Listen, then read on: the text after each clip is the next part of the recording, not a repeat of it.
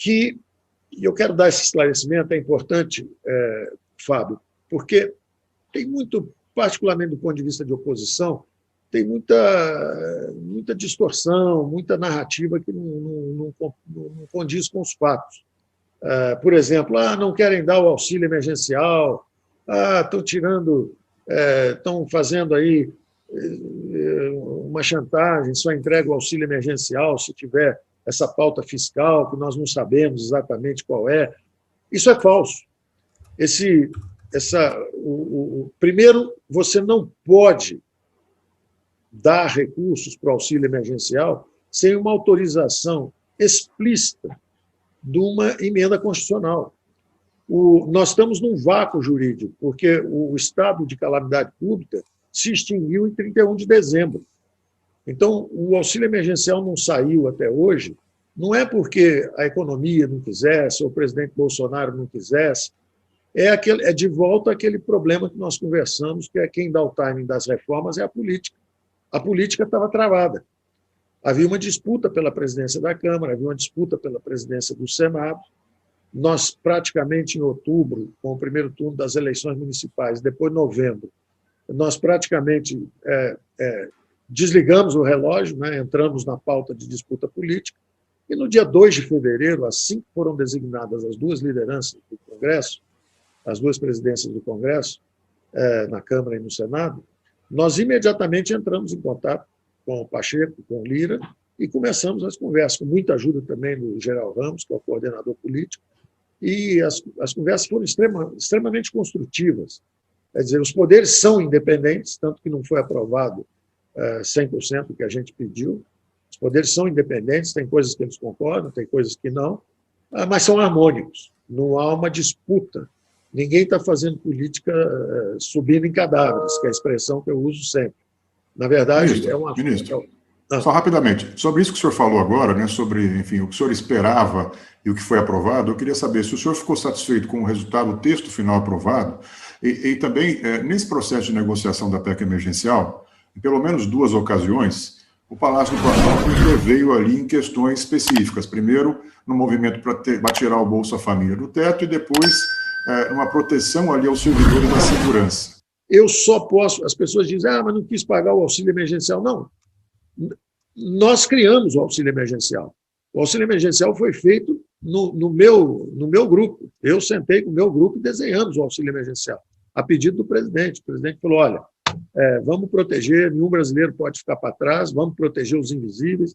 Desenhamos isso, foi para a Câmara, se expandiu a base, aumentou o valor, mas se nós desenhamos e nós, no final, carimbamos em R$600, com um lance que o presidente fez, evidente que nós temos nada contra, não temos nada contra. E isso eu falei com o senador Pacheco e com o deputado Arthur Lira, quando eles trouxeram a emergência e disseram, olha, esse assunto é importante e urgente.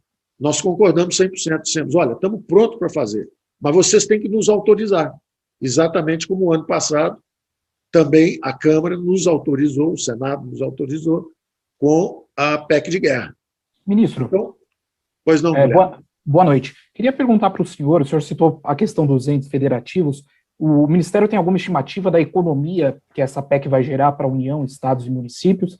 E eu também queria aproveitar e falar um pouco do auxílio. Né? Agora, com a aprovação da PEC, o governo quando que o governo vai endereçar a medida provisória do auxílio emergencial? E eu queria também saber especificamente sobre a questão do limite dos 44 bilhões que o governo agora que o Congresso aprovou na PEC.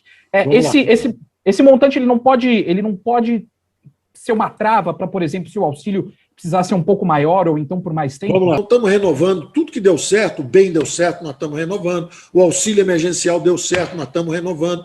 Então, eu só quero deixar claro o seguinte, não acreditem na narrativa que a economia está contra o auxílio emergencial, que a economia atrasou o auxílio emergencial. Isso é falsa narrativa, isso é narrativa política.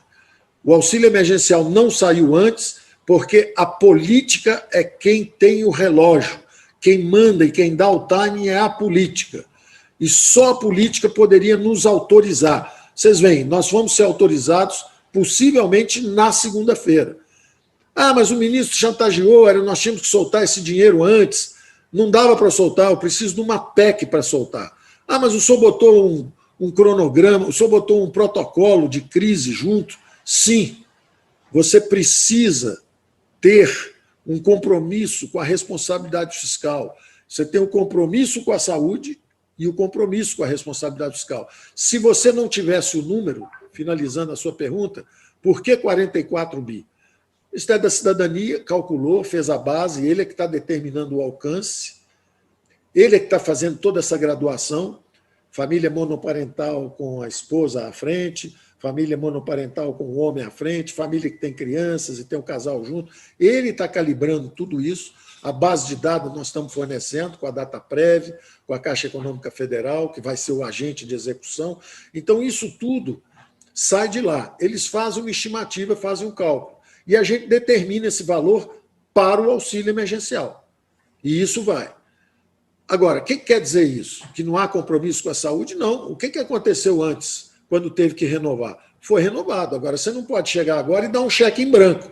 Falar, o dinheiro vai ser o que for preciso. Toma aqui 1 trilhão de novo, 2 trilhões. Se nós fizermos isso, a inflação, que está subindo rapidamente, já está em 5%, até julho vai chegar, vai passar de 6%.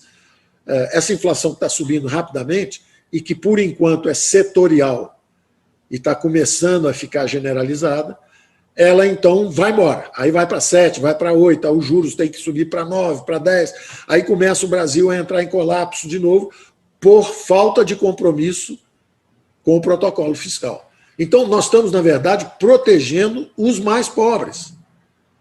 Tem uma narrativa falsa que eles estão contra os mais pobres. Não.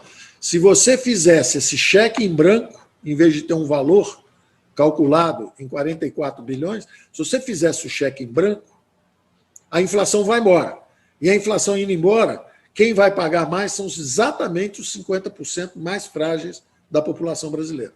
Medida provisória. O senhor falou sobre esses programas todos que foram bem-sucedidos no ano passado, enfim, existe uma expectativa muito grande das pessoas porque as cidades estão voltando a entrar em restrições muito fortes do funcionamento da economia.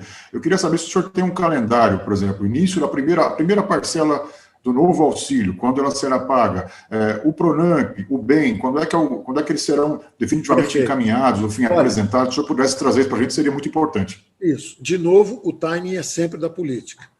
Então, por exemplo, assinado na segunda-feira a PEC de guerra. Promulgada.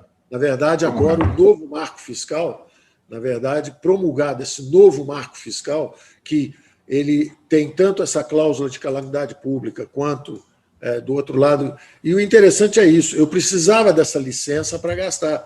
Isso foi a mesma coisa que aconteceu o ano passado. Eu conversava com o presidente da Câmara, então, eu dizia, olha, eu preciso de autorização, eu estou com os programas formulados, mas eu preciso de autorização. Aí ele dizia, não, gasta, eu não posso gastar. Eu quebro a lei de responsabilidade fiscal, eu quebro a regra de ouro, e isso pode ser pretexto para a oposição fazer impeachment. Então, nós não podemos fazer isso. É uma questão de responsabilidade fiscal, é a lei. Caiu a presidente da República por irresponsabilidade fiscal.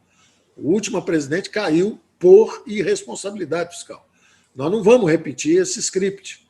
Então, embora a oposição espere isso de nós não faremos isso. O presidente tem essa noção e esse compromisso. Ele sempre exprimiu esse compromisso, expressou esse compromisso. Então, nós pedimos naquela época justamente essa PEC. E a PEC veio. No dia que ela veio, no dia seguinte o dinheiro saiu. Aqui é a mesma coisa. Aqui nós estamos prontos, quer dizer, é evidente. Está no Ministério da Cidadania, já está tudo formulado, já está calibrado o valor, ele já tem toda a programação. Na segunda-feira isso é promulgado, na mesma hora passa a fase de execução. Vem a Caixa Econômica Federal, vem o Ministério da Cidadania e começam a executar o plano. A nossa expectativa, se isso fosse aprovado mais rápido, quanto mais rápido sai o dinheiro. Então, a nossa ideia era pagar março. Se isso tudo acontecesse em dezembro, a gente pagava em janeiro. Se acontecer em janeiro, a gente pagaria em fevereiro. Acontecendo agora, já estamos em meados de março, nós queremos pagar ainda em março.